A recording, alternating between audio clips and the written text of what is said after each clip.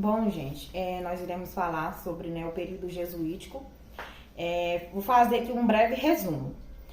O período educacional jesuítico no Brasil é um estudo que reflete sobre a atuação da Companhia de Jesus, que era responsável pela educação no Brasil colônia. A Companhia de Jesus era um grupo formado por padres, né, responsável pela educação. Esse estudo tinha como objetivo a catequese, a alfabetização e instrução dos filhos de indígenas e colonos. Os primeiros padres jesuítas chegaram no Brasil em 1549, liderado pelo Manuel da Nóbrega. Em 1599 foi feito e publicado o Ratio Studiorum, que é o principal documento educacional produzido pela Companhia de Jesus. Nesse manual educativo havia orientação da metodologia, distribuição de prêmios aos melhores alunos, assim também como os castigos.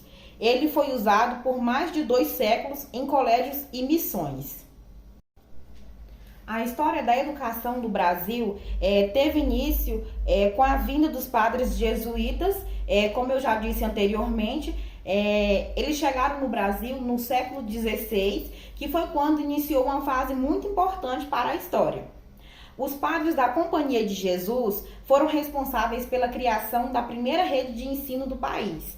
Possuiu como objetivo converter os nativos à fé cristã e dar continuidade aos ensinamentos da igreja através da catequese, onde passavam o conhecimento, disseminavam a fé e ensinavam a leitura e a escrita. A ação educacional jesuítica no Brasil colonial.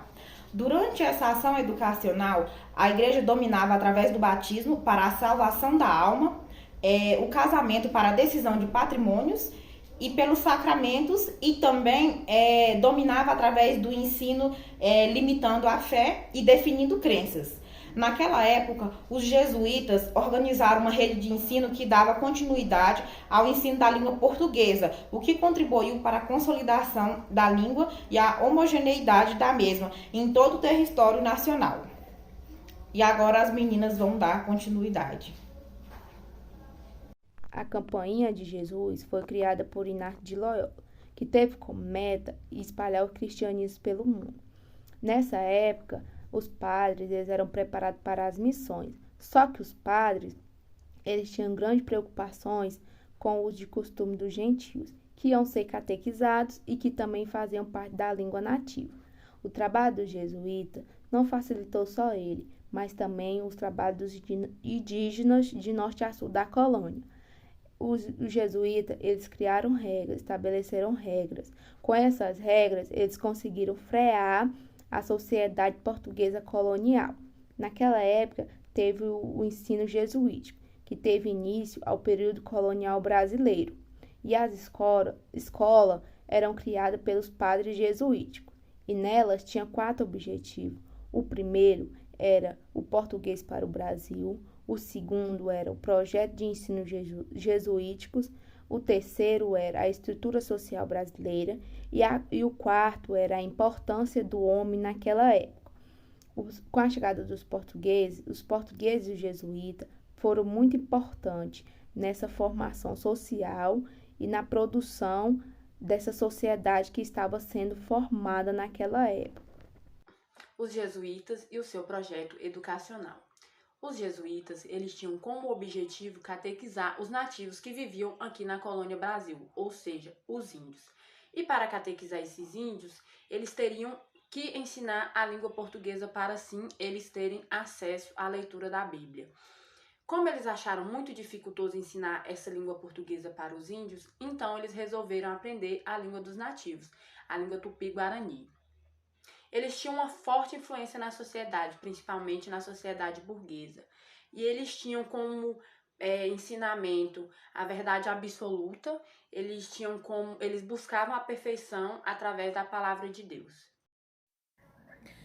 Oi, eu vou falar sobre o método educacional jesuítas. O método de ensino utilizado pelo jesuíta era principalmente esportivo, livre e com um pouco ou nenhum sentido prático. O cultivo da língua nativa e das humanidades contratavam com nenhum ou sempre ajustados, mas inevitável latim. O Societas Jesus, mais conhecido pela dominação do Ration Studium, foi um método de ensino que estabelecia o currículo e a orientação e a administração do sistema educacional a ser seguido, instituído por Inácio de Loyola, para direcionar todas as ações educacionais do padre jesuíta em suas atividades educacionais, tanto na colônia quanto na metrópole, ou seja, em qualquer localidade onde os jesuítas desempenhassem suas atividades. O método educacional jesuítico foi fortemente influenciado pelas orientações filosóficas do teórico de Aristóteles e São Tomás de Aquino, pelo movimento de renascenças e pela extensão pela cultura europeia.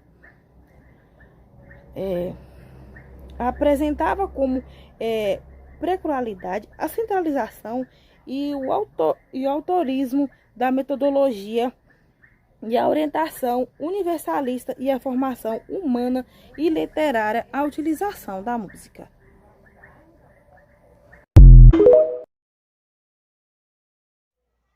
Considerações finais. A atuação jesuítica pode ser compreendida em duas fases distintas. A primeira corresponde ao período de adaptação e construção do seu trabalho de catequese e conversão dos índios aos costumes dos brancos. Já a segunda fase de atuação corresponde ao segundo século. Foi um período, ou seja, foi a fase de consolidação do seu projeto educacional. As principais críticas efetuadas pelos adversários políticos dos jesuítas ao método pedagógico são a educação da mocidade reinal e coloquial, monopolizada pelos padres. Orientava-se, sem dúvida, para a uniformidade intelectual.